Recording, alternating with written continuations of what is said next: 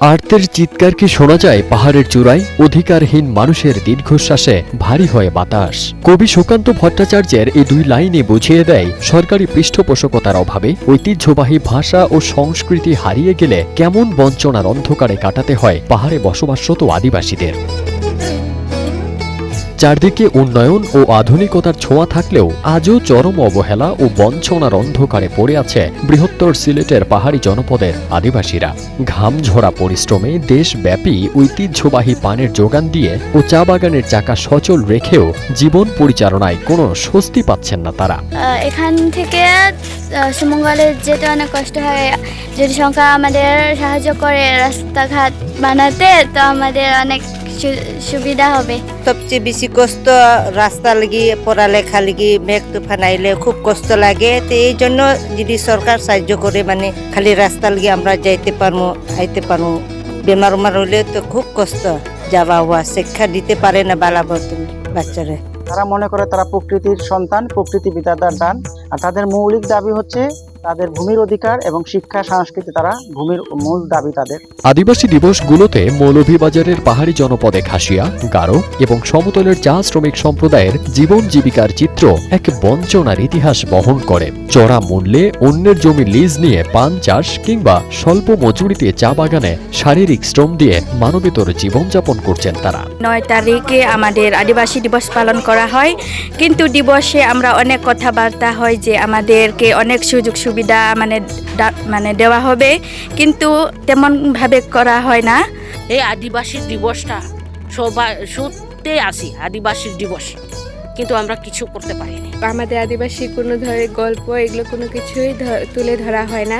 তো আদিবাসীর লাগে তো কোনো কিছু সরকারে করে না, মানে আমরা অনেক কিছু থেকে বঞ্চিত আছি। রাস্তাঘাট, যে কোনো ঔষধ, হসপিটালের লাগিয়া, বাচ্চা কাচ্চার অসুখ বিসুখ হইলে লেখাপড়ার লাগিয়া স্কুলের কোনো সুবিধা নাই। আমরা অনেক কিছু থেকে বঞ্চিত আছি।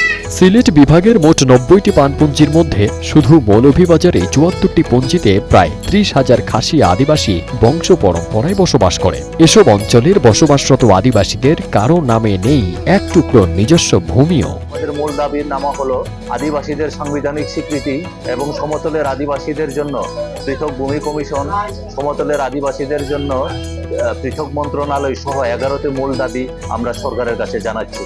প্রজন্মের পর প্রজন্ম ধরে বসবাস করলেও আজও আইনি ভূমি অধিকার এবং দেশের নাগরিক সুযোগ সুবিধা থেকে অধিকার বঞ্চিত রয়েছেন তারা। খাসিয়ারা পান চাষ করে দেশের অর্থনীতিতে অবদান রাখলেও সাংবিধানিক স্বীকৃতি না থাকায় অন্যান্য ক্ষুদ্র নৃগোষ্ঠীর মতো তারাও ভূমি দখল, উচ্ছেদ আতঙ্ক এবং নির্যাতনের শিকার হচ্ছে। আমাদের মৌলভীবাজার সিলেট বিভাগে বৃহৎ জনগোষ্ঠী, আদিবাসী জনগোষ্ঠী আছে। সরকারের বিভিন্ন প্রকল্প আছে, এর মধ্যে আমরা সবচেয়ে এই পিছিয়ে পড়া জাতিগোষ্ঠীর ভূমিহীন, সেই ভূমিহীনে সরকারের যে আশ্রয়ন প্রকল্প আছে, সেই আশ্রয়ন প্রকল্প যাতে এই চা জনগোষ্ঠী, পিছিয়ে পড়া জাতিগোষ্ঠী, আদিবাসী জনগোষ্ঠীকে আশ্রয়ন প্রকল্পে নেওয়া হয় বা দেওয়া হয়, এটা আমাদের প্রত্যাশা আন্তর্জাতিক আদিবাসী দিবসে।